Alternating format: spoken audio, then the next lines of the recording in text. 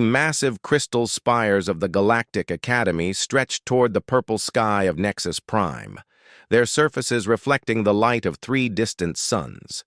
Within the Academy's halls, the most brilliant minds from across the galaxy gathered to study advanced sciences, diplomacy, and interstellar relations. For over a millennium, species from hundreds of worlds had walked these corridors, sharing knowledge and forming alliances that shaped the course of galactic civilization. Dr. Marcus Chen stood at the entrance of the Academy's main hall, his simple Earth-issued uniform marking him as an outsider among the exotic beings that surrounded him. His brown hair was neatly combed, and his dark eyes held a mixture of wonder and determination as he took in the incredible sight before him. Floating platforms carried students with tentacles instead of limbs, while others possessed crystalline skin that sparkled like diamonds. Some breathed methane through specialized masks, while others communicated through bioluminescent patterns across their scaled bodies.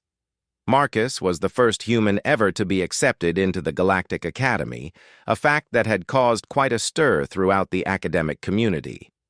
Earth had only recently made contact with the galactic community, and many species viewed humans as primitive newcomers who had barely mastered faster-than-light travel. The invitation had come as a surprise to everyone, including Marcus himself, who had been working as a xenobiology researcher on a remote space station when the golden envelope bearing the Academy's seal had arrived. As he made his way through the crowded corridors, Marcus couldn't help but notice the stares and whispers that followed him. Some beings pointed with whatever appendages they possessed, while others quickly averted their gaze when he looked in their direction. The universal translator implanted behind his ear picked up fragments of conversation in dozens of languages, most of which seemed to center around his presence. The Academy's orientation hall was a marvel of engineering, with seats that automatically adjusted to accommodate the vast variety of physiologies represented in the student body. Marcus found his assigned spot and settled in, noting that he seemed to be the only bipedal mammalian species in his immediate vicinity. To his left sat a being that resembled a walking tree with silver bark and glowing amber sap, while to his right was what appeared to be a sentient cloud of gas contained within a translucent environmental suit. Chancellor Vexhai took the stage, her four arms gesturing gracefully as she began the welcome address. She belonged to the Zephyrian race, known throughout the galaxy for their diplomatic skills and ancient wisdom. Her violet skin seemed to shimmer in the hall's soft lighting, and her large, multifaceted eyes swept across the assembled students with practiced authority. Welcome, brilliant minds of the galaxy, to another cycle of learning and discovery at the Galactic Academy, she began, her melodic voice carrying easily through the vast space. Here, you will study alongside the finest intellects from across known space, pushing the boundaries of science, philosophy, and understanding. Marcus listened intently as the Chancellor outlined the Academy's prestigious history and the expectations placed upon its students. She spoke of graduates who had gone on to broker peace treaties between warring species, discover new forms of energy that powered entire star systems, and unlock the secrets of consciousness itself. The weight of being part of such an institution began to settle on Marcus's shoulders. This cycle, we welcome students from 47 different species, Chancellor Vexhai continued, including our first representative from the recently contacted world of Earth. Her gaze found Marcus in the crowd, and suddenly hundreds of eyes, sensors, and optical organs turned in his direction. Marcus Chen, please stand so your fellow students might know you. Marcus rose slowly, feeling his cheeks flush as the attention of the entire hall focused on him. There was a moment of silence, followed by what sounded like polite applause from most of the assembly. However, from one section of the hall, he heard what could only be described as snickering and derisive laughter. The source of the mockery quickly became apparent as three female students made no effort to hide their amusement. The first was Lyra Zarthek, a member of the proud draconian race. Her scaled skin was a deep emerald green, and her elongated neck and reptilian features gave her an imposing presence. Her people were known throughout the galaxy for their advanced technology and military prowess, having conquered dozens of star systems in the past millennium. Standing nearly 8 feet tall, she looked down at Marcus with obvious disdain. Beside her stood Arya Velnara, a crystalline ethereal whose translucent body caught and refracted light in mesmerizing patterns.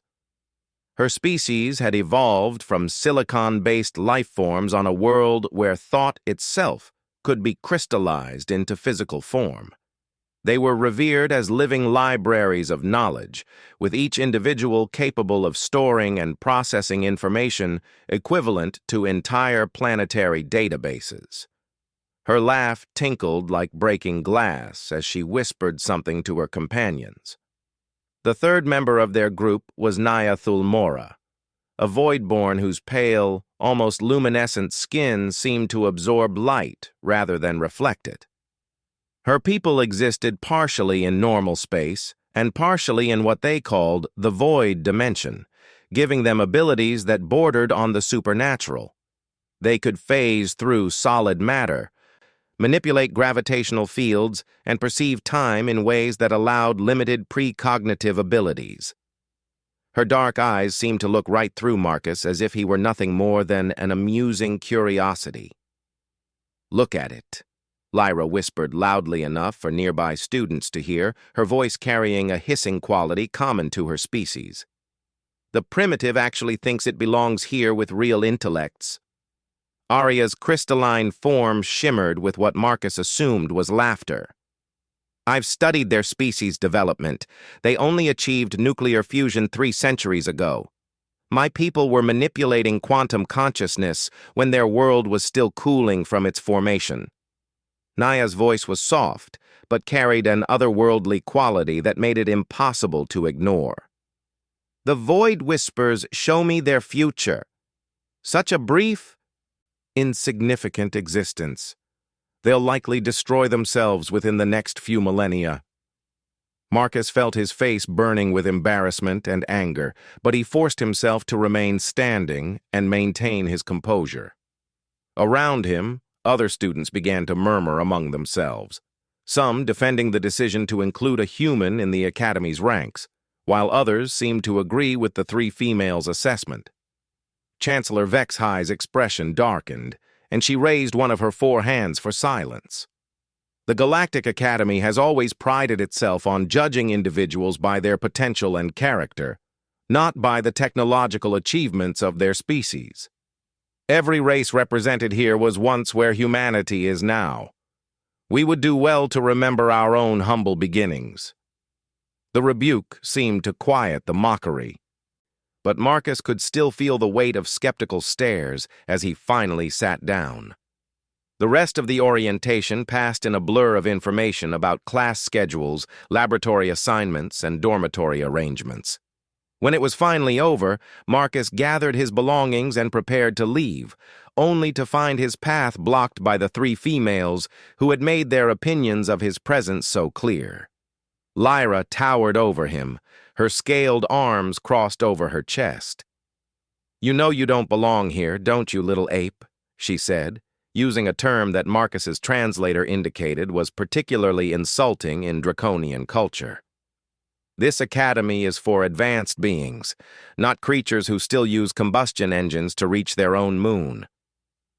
Arya moved closer, her crystalline body refracting the hall's lighting into rainbow patterns across the floor. "Your neural pathways are so primitive, I can practically see the electrical impulses struggling to form coherent thoughts. How did you even pass the entrance examinations?" Naya appeared to phase slightly out of normal space, becoming translucent as she spoke. "The void shows me possible futures where your kind never advances beyond your current state. Some timelines show your species extinct within a few generations. What makes you think you have anything to contribute here? Marcus took a deep breath, drawing on years of scientific training and diplomatic protocols that Earth's government had drilled into him before his departure. He knew that his response here would likely set the tone for his entire experience at the Academy, and possibly for future human-alien relations. "You're right that humanity is young compared to your civilizations," he said calmly, meeting each of their gazes in turn. "But youth often brings fresh perspectives that older, more established ways of thinking might miss. Every species here has something unique to offer, including mine. I'm not here to prove that humans are superior to anyone else. I'm here to learn, to grow, and to hopefully contribute something meaningful to our shared understanding of the universe." Lyra's laugh was a harsh, reptilian sound. "Contribution? What could your species possibly offer that we haven't already discovered millennia ago? Your mathematics are primitive, your physics barely scratch the surface of reality, and your technology is laughably outdated." "Perhaps," Marcus replied, "but sometimes the most important discoveries come from asking questions that everyone else stopped asking long ago. Fresh eyes can see patterns that familiarity has made invisible." Arya's form shimmered with what might have been curiosity. "You speak confidently for a member of such an inferior species. Your neural processing speed is barely a fraction of mine. Your memory capacity couldn't store the contents of a single one of my data crystals.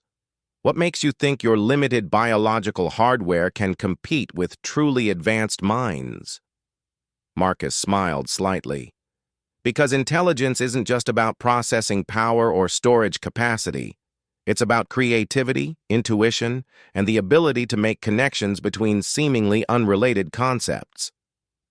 Some of humanity's greatest discoveries came from people who weren't the smartest in the room by traditional measures, but who were willing to think differently." Naya's dark eyes seemed to bore into him as she spoke. "The void shows me your thoughts, human. You carry fear and uncertainty, but also something else.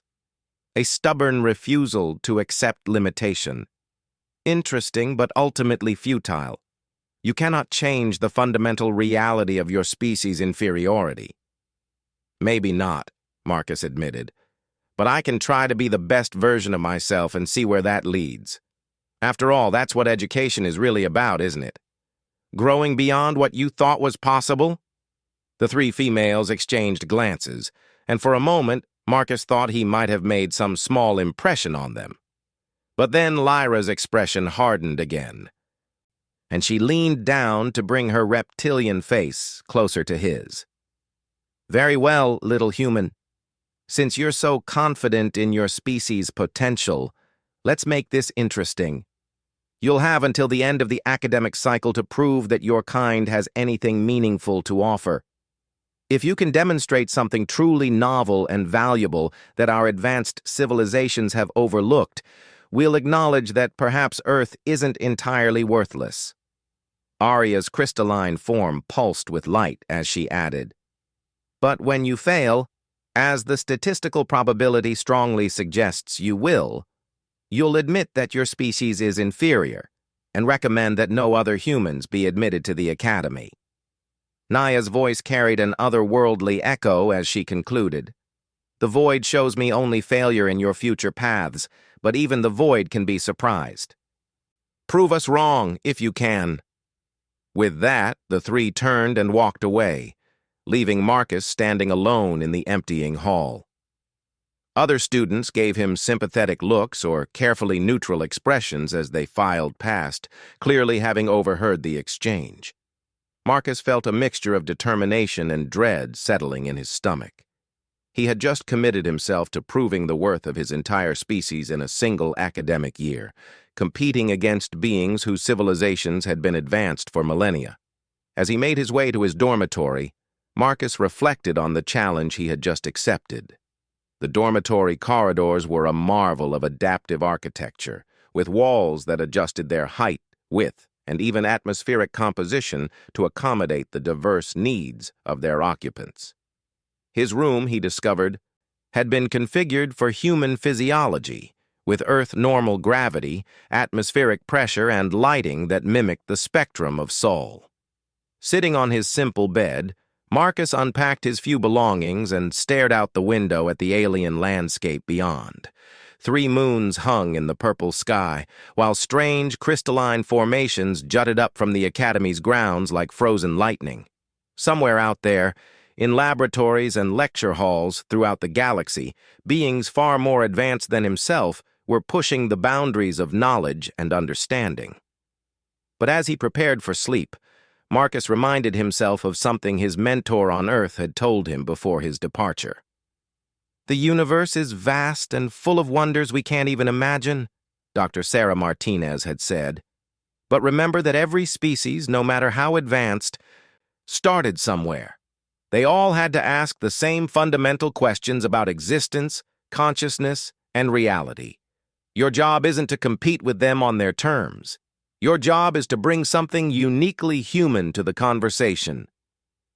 As sleep finally took him, Marcus dreamed of equations that danced like living things, of crystals that sang with the voices of stars, and of 3 pairs of eyes watching him with expressions that might, in time, change from mockery to something approaching respect. He had no idea how he would prove humanity's worth to these advanced beings, but he was determined to try. The next morning would bring his first classes, his first real tests, and his first opportunities to show that being human might not be a disadvantage after all.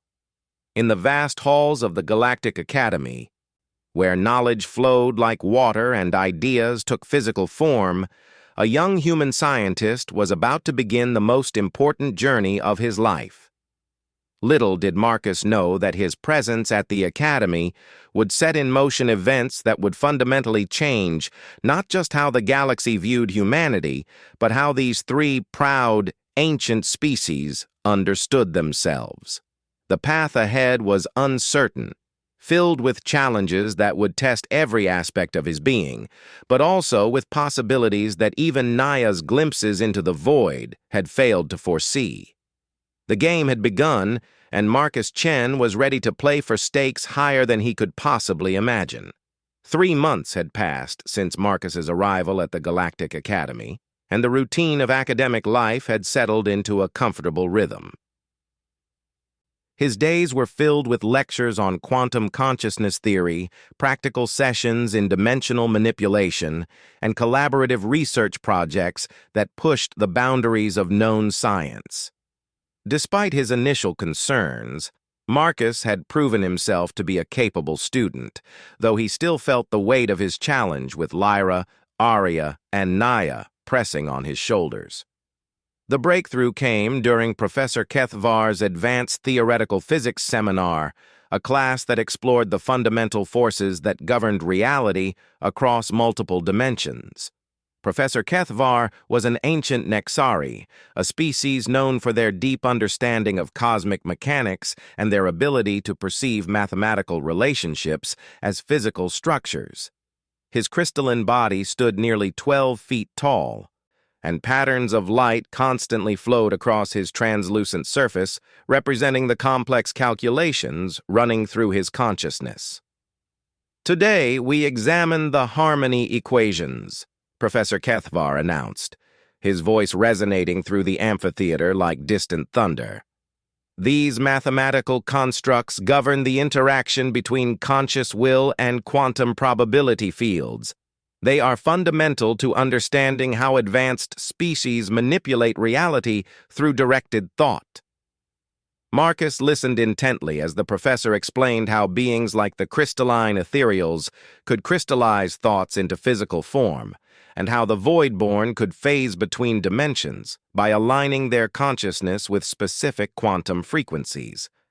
The mathematics were incredibly complex, involving dimensional matrices that most species required cybernetic enhancement to comprehend fully.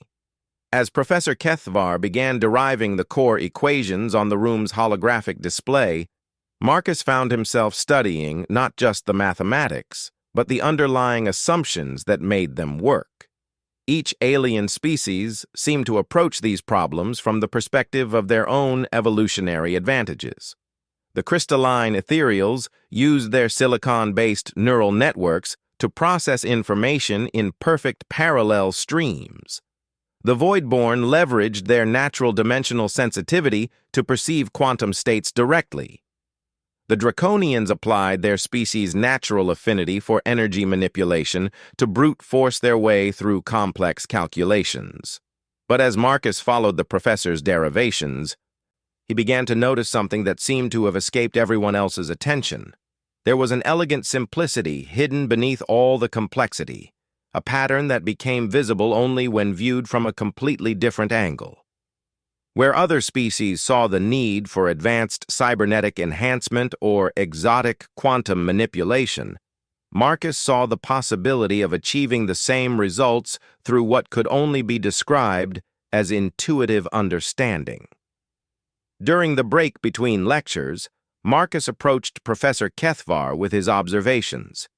The ancient Nexari listened patiently as Marcus outlined his alternative approach to the harmony equations, his crystalline features shifting through various patterns of light as he processed the information. "Interesting perspective, young human," Professor Kethvar said finally.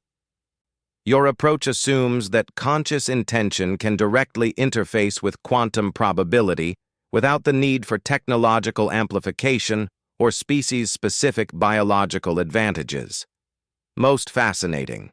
However, such a theory would require practical demonstration to be taken seriously." Marcus nodded, understanding the challenge implicit in the professor's words. "I'd like to request access to one of the dimensional manipulation laboratories. I think I can show you what I mean." Professor Kethvar's light patterns shifted to what Marcus had learned, indicated curiosity mixed with skepticism. "Very well. Laboratory 7 is available this evening. I'll arrange for proper safety monitoring, given the potentially dangerous nature of dimensional experiments." Word of Marcus's upcoming experiment spread quickly through the Academy's gossip networks, as news always did in such a close-knit community. By the time evening arrived, a small crowd had gathered outside Laboratory 7, including several professors and, inevitably, Lyra, Arya, and Naya. Lyra's scaled features showed clear amusement as she watched Marcus prepare his equipment. This should be entertaining. Watch the primitive ape try to manipulate forces beyond his comprehension. Arya's crystalline form pulsed with patterns of light that indicated analytical interest. "I've calculated the probability of success based on human neural capacity limitations. The likelihood approaches zero within acceptable margins of error." Naya stood slightly apart from the others. Her dark eyes focused on something beyond normal perception. The void whispers of possibility, but the threads of probability remain tangled. This human carries something unexpected. Inside Laboratory 7, Marcus stood before a complex array of dimensional resonance equipment that could detect and measure quantum probability fluctuations across multiple dimensional barriers. The machinery hummed with barely contained energy, its crystalline components glowing with internal light as they maintained delicate calibrations across dozens of interdimensional frequencies. Professor Kethvar operated the monitoring systems from behind a protective barrier. "Whenever you're ready, Marcus, remember, we're looking for any measurable effect on the quantum probability matrix using your proposed intuitive approach." Marcus took a deep breath and centered himself. His approach was radically different from anything taught at the Academy. Instead of trying to force his consciousness through technological amplification or exotic biological processes, he simply tried to understand the quantum field on its own terms. He pictured the probability waves not as mathematical abstractions, but as living things with their own natural rhythms and patterns. The key insight that had come to him during the lecture was that consciousness itself might be a fundamental force in the universe rather than just an emergent property of complex information processing. If that were true, then any conscious being should be able to interface with quantum probability fields directly, without requiring species-specific evolutionary advantages or technological enhancement. Marcus extended his awareness outward, not trying to control or manipulate anything, but simply trying to perceive the quantum substrate that underlay reality. For a moment, nothing happened. Then, gradually, he began to sense something that defied description. It was like hearing music made of mathematics, or seeing colors that existed only in the spaces between thoughts. The laboratory's monitoring equipment began registering anomalous readings. Probability cascades that should have required massive energy inputs were occurring spontaneously. Dimensional barriers were fluctuating in patterns that matched no known theoretical models. Most remarkable of all, the changes were occurring without any detectable energy expenditure from Marcus himself. "Impossible," breathed Professor Kethvar, watching the displays with growing amazement. "The quantum coherence patterns are self-sustaining. He's not forcing the system to change. He's somehow convincing it to change itself." Outside the observation windows, the gathered crowd pressed closer to get a better view. Lyra's expression had shifted from amusement to puzzled concern. Arya's crystalline form was cycling through rapid calculation patterns as she tried to process what she was seeing. Naya's eyes had gone wide, and she was speaking in the ancient void-born language, her words carrying overtones that suggested either prayer or prophecy. Marcus continued his experiment, gradually expanding his influence over the quantum field. What had started as a simple demonstration of his theoretical approach was evolving into something far more significant. He found that he could not only perceive the quantum substrate, but could actually communicate with it in a way that bypassed the usual requirements for energy input or complex calculations. The breakthrough moment came when Marcus realized that consciousness wasn't separate from the quantum field at all. Instead, consciousness was the quantum field experiencing itself subjectively. Every thought, every intention, every moment of awareness was actually the universe thinking about itself through billions of individual perspectives.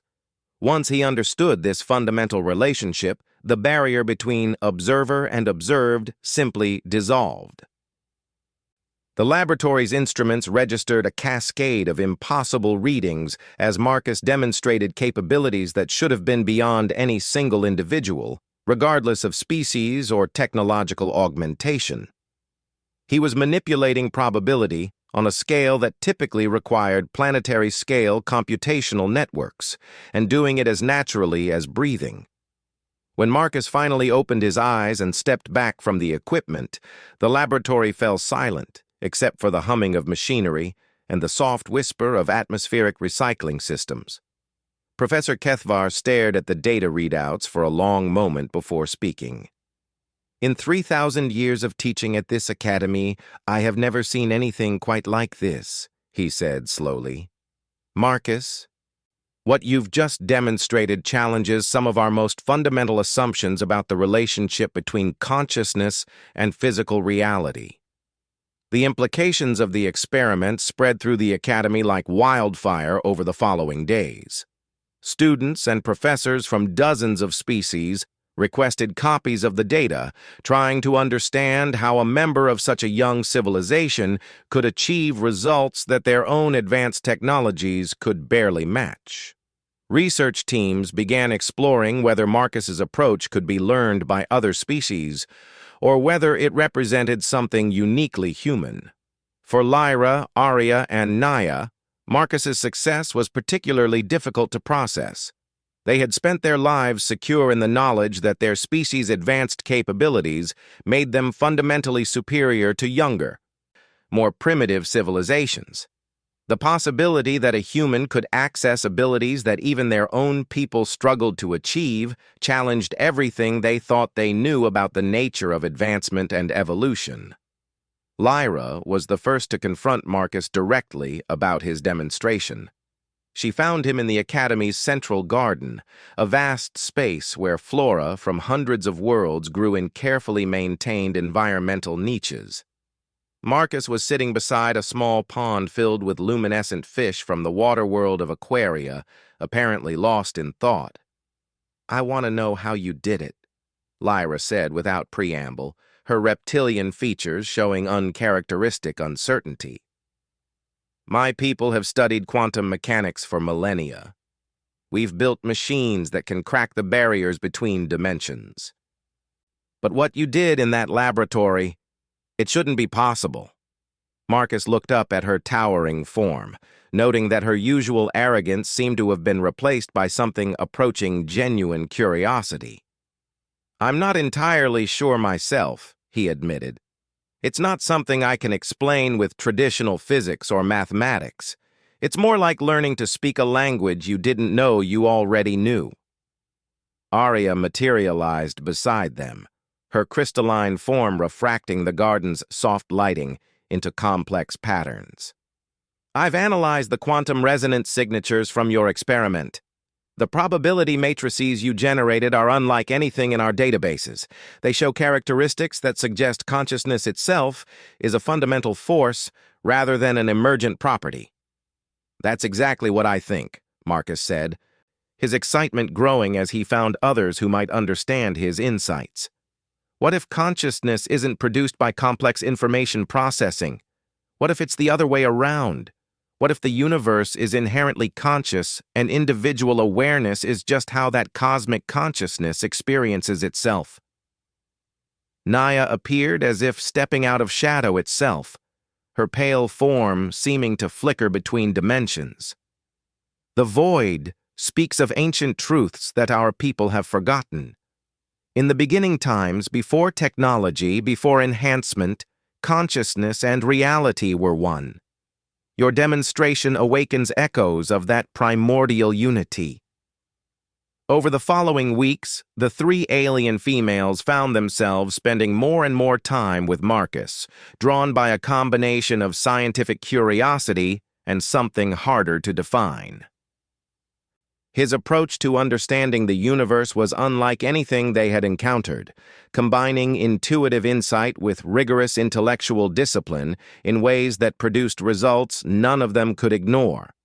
Marcus, for his part, found himself enjoying their company far more than he had expected.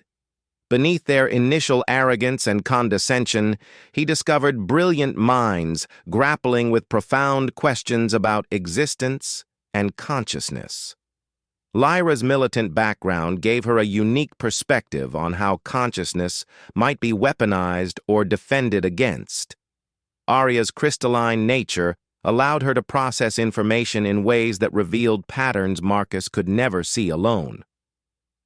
Naya's connection to the void dimension provided insights into aspects of reality that existed beyond normal space-time.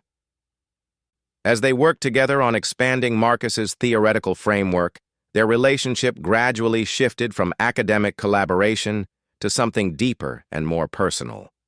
Long nights in the laboratory led to philosophical discussions that stretched until dawn.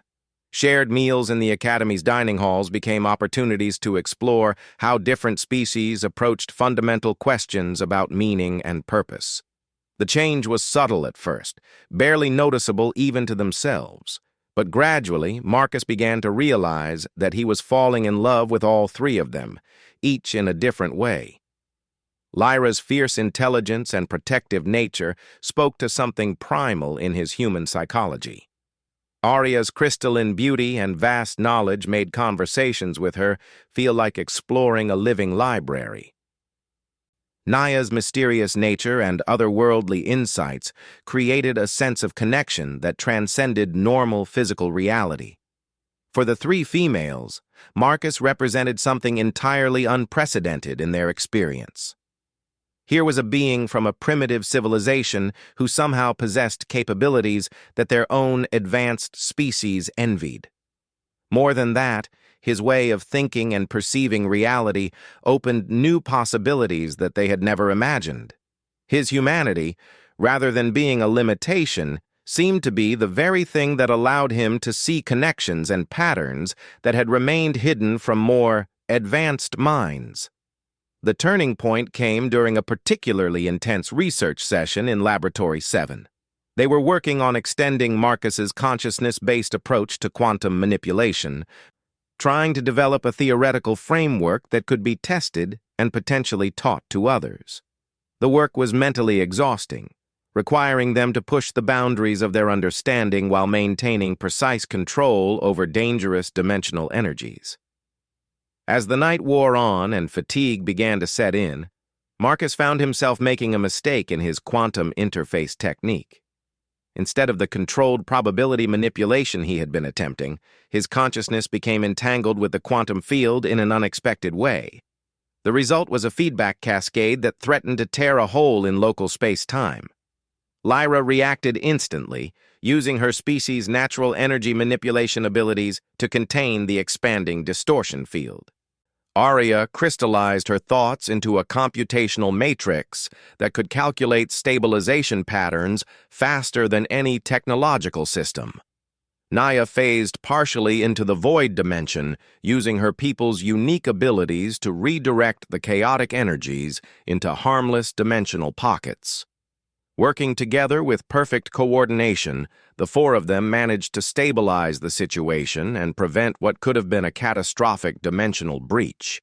But the effort left them all mentally and physically drained, their consciousnesses somehow still partially entangled with each other through the quantum field.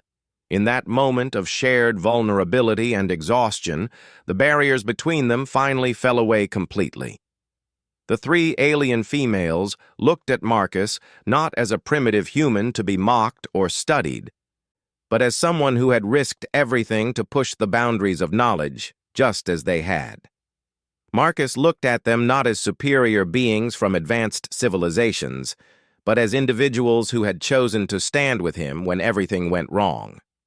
What happened next would change not only their personal relationships, but the entire trajectory of galactic civilization itself.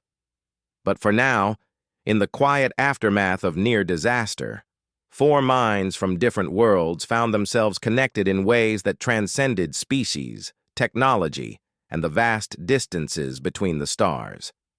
The Academy's bells chimed the arrival of dawn, but none of them moved to leave. Something profound had shifted between them during that long night, something that would reshape their understanding of consciousness, connection, and what it truly meant to be alive in an infinite universe. 6 months had passed since the dimensional laboratory incident, and the relationship between Marcus and the three alien females had evolved into something that defied conventional understanding. What had begun as academic collaboration had grown into a deep emotional and intellectual bond that challenged everything the galactic community thought they knew about interspecies relationships. The change was evident to everyone at the Academy. Lyra, once proud and dismissive, now worked alongside Marcus as an equal partner in research that was revolutionizing quantum consciousness theory. Arya's crystalline form seemed to glow brighter whenever Marcus was near, her computational matrices synchronizing with his intuitive insights to produce breakthrough discoveries almost daily. Naya's connection to the void had deepened, allowing her to perceive probability streams that showed futures none of them had previously imagined possible. Professor Kethvar had assigned them their own dedicated research facility after their joint publications began attracting attention from across the galaxy. The Consciousness Integration Laboratory became a place where the boundaries between species, technology, and pure thought seemed to dissolve. Their work was producing results that challenged fundamental assumptions about reality itself.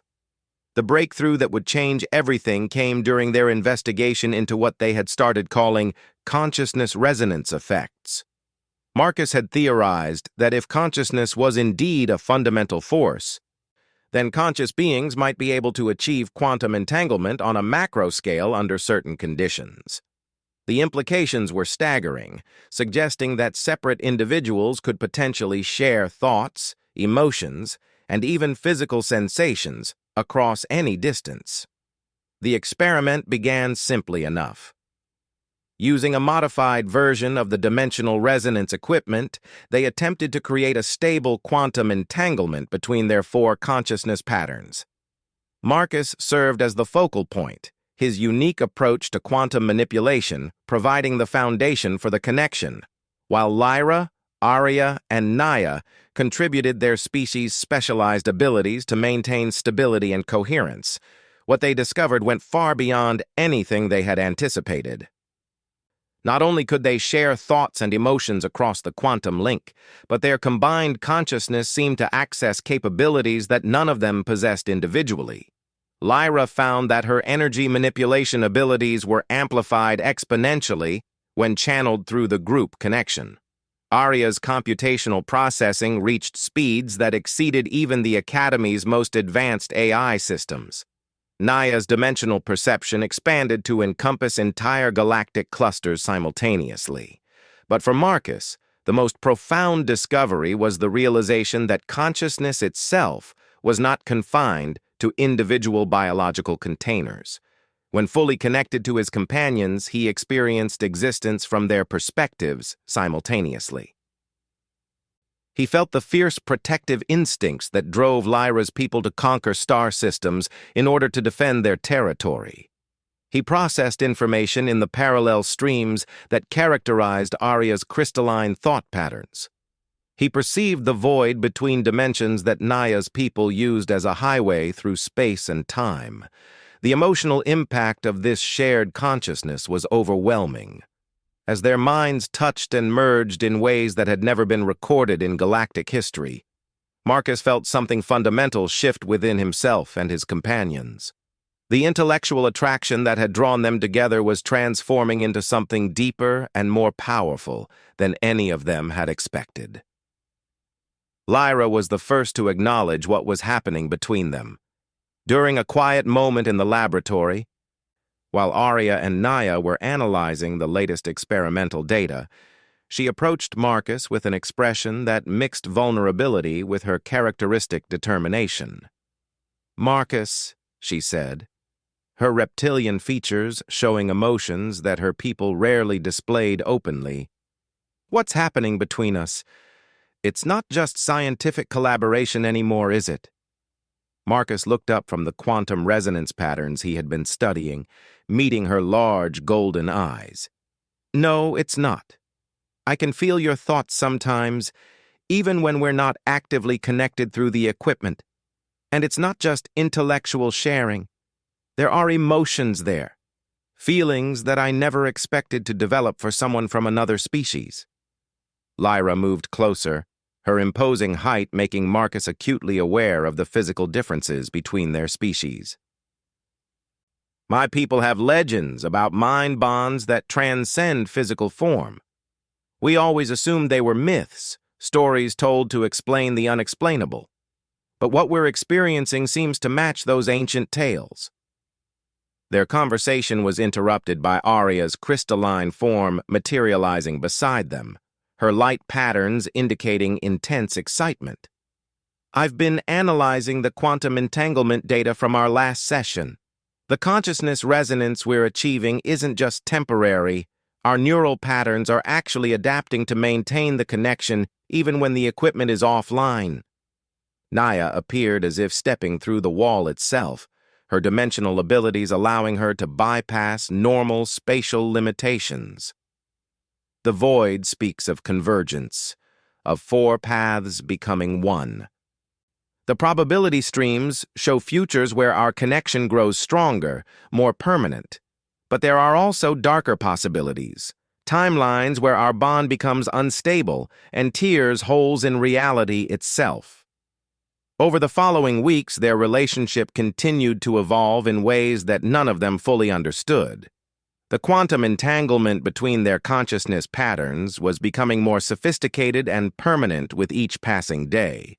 They found themselves sharing dreams, experiencing each other's memories, and developing capabilities that were unprecedented in galactic history. The physical attraction that had been building alongside their mental connection finally reached a point where it could no longer be ignored or rationalized away. The moment came during a late-night research session when a particularly intense consciousness merge left them all emotionally vulnerable and hyper-aware of each other's presence. Marcus had been fine-tuning the quantum resonance patterns when he felt a sudden surge of shared emotion through the connection. It was a complex mixture of longing, curiosity, and something that could only be described as love, coming from all three of his companions simultaneously. The intensity of the feeling was overwhelming, made more powerful by the fact that he could experience it from their perspectives as well as his own. Lyra's usual control wavered as she felt the emotional surge through their shared connection. Her reptilian features flushed with a deeper green color, and her normally steady hands trembled slightly as she realized that Marcus was experiencing her feelings directly. "I can't hide from you anymore," she whispered, her voice carrying harmonics that indicated deep emotional distress in her species. "You know what I feel. What we all feel." Arya's crystalline form began pulsing with patterns of light that Marcus had learned indicated intense personal emotion rather than computational processing. "The logical analysis of our situation suggests impossibility," she said, her usually precise voice carrying uncharacteristic warmth. "Interspecies romantic attachment should be prevented by biological incompatibility and psychological barriers. Yet the quantum entanglement we share transcends such limitations." Naya's dark eyes seemed to hold depths that extended into other dimensions as she spoke. "The void whispers of ancient unions between beings of different realities, connections that created new forms of existence. We stand at the threshold of something unprecedented, something that could reshape the very nature of consciousness itself." What followed was a night that would be remembered in galactic history, though the specific details would remain private between the four individuals involved. The physical intimacy they shared transcended biological limitations through their quantum consciousness connection. Where their bodies were different, their minds merged to create shared experiences that satisfied needs none of them had known they possessed. The result of their union was something that should have been impossible according to every known law of biology and physics. 3 months later, all three females began showing signs of pregnancy, despite the apparent genetic incompatibility between their species and humanity. Medical scans revealed developing embryos that somehow combined human DNA with the unique genetic characteristics of their respective species. Dr. Yilvera, the Academy's chief medical officer, stared at the scan results with 4 eyes that had seen medical impossibilities throughout her long career, serving a multi-species community. "I've examined thousands of interspecies interaction cases," she said, her tentacled form writhing with confusion.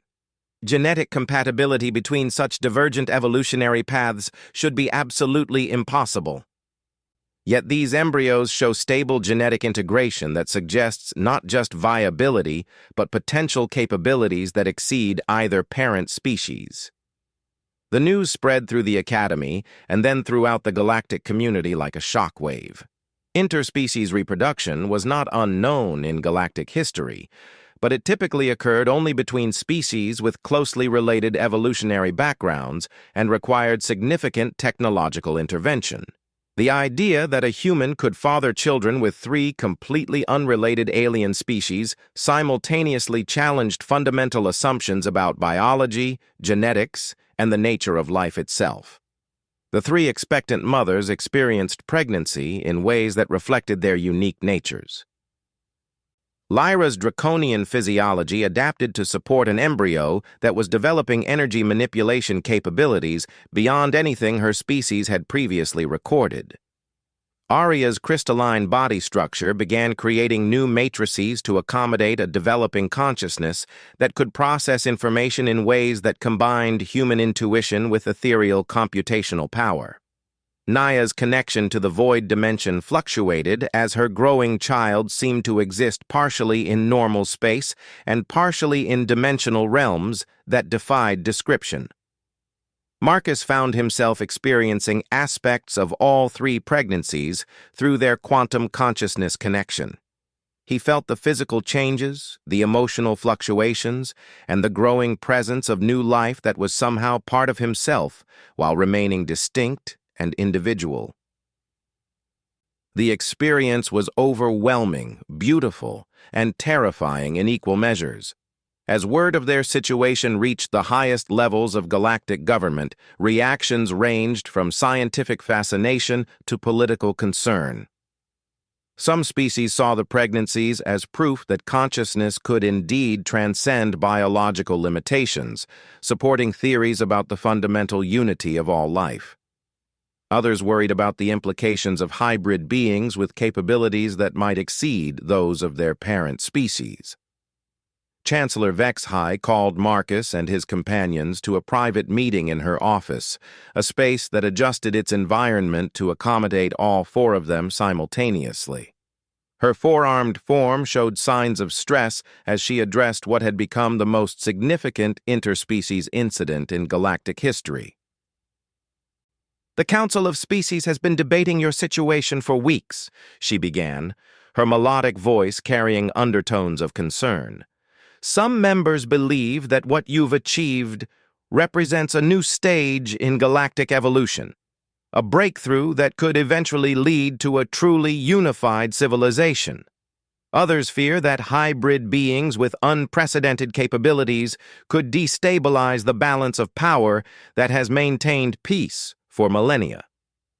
Marcus felt the emotional responses of his companions through their shared connection. Lyra's protective instincts were flaring, ready to defend their children against any perceived threat. Arya's analytical mind was calculating probability matrices for various political scenarios. Naya's connection to the void was showing her glimpses of possible futures, some bright with promise, others dark with conflict. "What are you saying?" Marcus asked, though he suspected he already knew the answer. Chancellor Vexhai's expression softened slightly. "I'm saying that your children will be born into a galaxy that doesn't know what to make of them. They'll be studied, celebrated, feared, and possibly targeted by those who see them as a threat. You need to be prepared for that reality." The months that followed were a mixture of wonder and worry as the three pregnancies progressed. Marcus and his companions continued their research, driven by a desire to understand the mechanisms that had made their situation possible. Their findings suggested that consciousness itself was evolving, adapting to the challenges of an increasingly connected galactic civilization. When the children were finally born, they exceeded every expectation and fear that the galactic community had harbored. Lyra gave birth to a daughter who could manipulate energy fields with precision that amazed even the most advanced draconian scientists. Arya's son demonstrated computational abilities that surpassed the greatest crystalline minds while maintaining the intuitive creativity that characterized human thought. Naya's daughter seemed to exist simultaneously in multiple dimensions, her consciousness spanning realities in ways that even the Voidborn found difficult to comprehend. But perhaps most importantly, the three children shared an instinctive understanding of their quantum consciousness heritage. Even as newborns, they seemed aware of each other across any distance, their minds naturally forming the kind of entangled connection that their parents had achieved only through extensive experimentation. As Marcus held his children for the first time, feeling their unique consciousness patterns through the quantum link that connected them all, he realized that they represented something far more significant than just interspecies offspring. They were the first generation of truly galactic beings, individuals whose very existence proved that consciousness could transcend any barrier. The three females who had once mocked his primitive human origins now looked at him with expressions that mixed love, wonder, and anticipation for the future their children would create. The galaxy would never be the same, and neither would the definition of what it meant to be truly advanced. In the quiet of the medical facility, as four parents from different worlds gazed at three children who belonged to all worlds and none, the universe itself seemed to hold its breath in anticipation of what would come next. The age of isolated species was ending, and the age of consciousness unity was about to begin. Years later, when historians wrote about this moment, they would mark it as the beginning of the galactic renaissance, a period when barriers between species began to dissolve and new forms of existence became possible.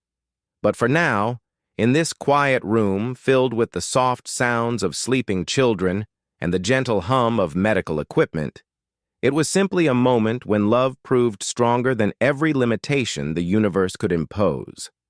The future stretched ahead, uncertain but filled with possibilities that even Naya's connection to the void could only glimpse in fragments. Whatever challenges lay ahead, they would face them together, as a family that spanned species and dimensions, united by bonds that had been forged in the crucible of consciousness itself.